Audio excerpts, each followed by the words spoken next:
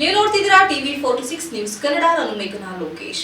ಹಾಸನ ನಗರದ ಸರ್ಕಾರಿ engineering college ring ರಸ್ತೆ ಬಳಿ ನಿವೃತ್ತ ಅರೆಸೇನಾ ಪಡೆ ಒಕ್ಕೂಟದ ನೇತೃತ್ವದಲ್ಲಿ ಶನಿವಾರ ಪುಲ್ವಾಮಾ ಭಯೋತ್ಪಾದಕ ದಾಳಿಯಲ್ಲಿ ಹುತಾತ್ಮರಾದ 44 ಸಿಆರ್ಪಿಎಫ್ ಯೋಧರ ಸ್ಮರಣಾರ್ಥವಾಗಿ ಬೈಕ್ ರ್ಯಾಲಿ ಆಯೋಜಿಸಲಾಗಿತ್ತು.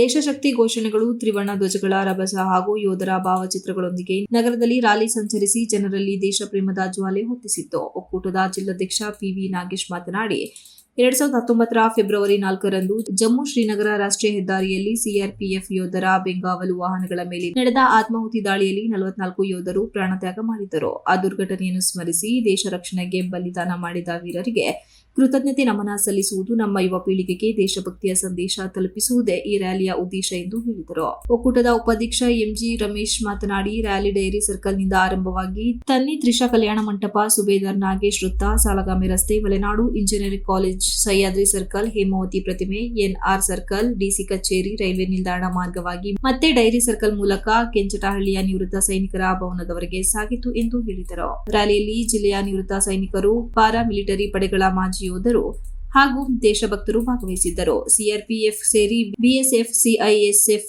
ಎಸ್ಎಸ್ಪಿ ಮೊದಲಾದ ಕೇಂದ್ರ ಸಶಸ್ತ್ರ ಪಡೆಗಳ ಮಾಜಿ ಯೋಧರು ಹಾಜರಿದ್ದು ಯೋಧರ ಏಕತೆ ಮತ್ತು ಶೌರ್ಯವನ್ನು ಸ್ಮರಿಸಿದರು. ರಾಷ್ಟ್ರದ ಭದ್ರತೆಗಾಗಿ ಪ್ರಾಣ ಅರ್ಪಿಸಿದ ವೀರ ಯೋಧರ ಸ್ಮರಣೆ ಯುವ ಪೀಳಿಗೆಗೆ ದೇಶ ಸೇವೆಯ ದಿಕ್ಕು ತೋರಿಸುವ ಪ್ರೇರಣೆಯಾಗಿ ಮೂಡಿಬಂತು. ದಿನವನ್ನು ನಾವು ಕರಾಳು ದಿನವಾಗಿ ಆಚರಿಸ್ತಾ ಇದ್ದೀವಿ. ಹಾಗೆ ಅವರ ಎಲ್ಲ ನಮ್ಮ ಏನು ವೀರ ಯೋಧರು ಹುತಾತ್ಮರಾಗಿದ್ರು ಅವ್ರಿಗೆಲ್ಲರೂ ಆತ್ಮಕ್ಕೆ ಶಾಂತಿ ಸಿಗಲಿ ಅಂತ ಒಂದು ಶ್ರದ್ಧಾಂಜಲಿಯನ್ನ ಅರ್ಪಿಸ್ತಾ ಇದ್ದೀವಿ. ಅವರಿಗೆ ಪರಮಾತ್ಮ ಅವರ ಆತ್ಮಕ್ಕೆ ಶಾಂತಿಯನ್ನು ಕೊಟ್ಟು ಒಳ್ಳೇದು ಮಾಡಲಿ.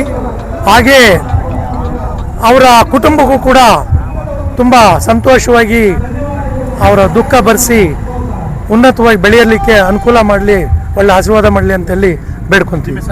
ನನ್ನ ಹೆಸರು ಎಂಜಿ ರಮೇಶ್ ಅಂತ, ಪ್ಯಾರಾಮಿಲಿಟರಿ ಉಪಾಧ್ಯಕ್ಷರು. ಈ ವೇಳೆ ಮಾಜಿ ಸೈನಿಕರ ಸಂಘದ ಜಿಲ್ಲಾಧ್ಯಕ್ಷ ಎಎಸ್ ಪ್ರದೀಪ್ ಸಾಗರ್, ನಾರಾಯಣಪ್ಪ, ನಾಗಪ್ಪ, ಸಿಆರ್ಪಿಎಫ್ ಅಧ್ಯಕ್ಷ ಎಚ್ ಕುಮಾರ್, ಕಾರ್ಯದರ್ಶಿ ಎಚ್ಆರ್ ವಿಜಯಕುಮಾರ್ ಸೇರಿದಂತೆ ಅನೇಕರು ಉಪಸ್ಥಿತರಿದ್ದರು. Srinivas, TV 46 news Kannada, Hassan.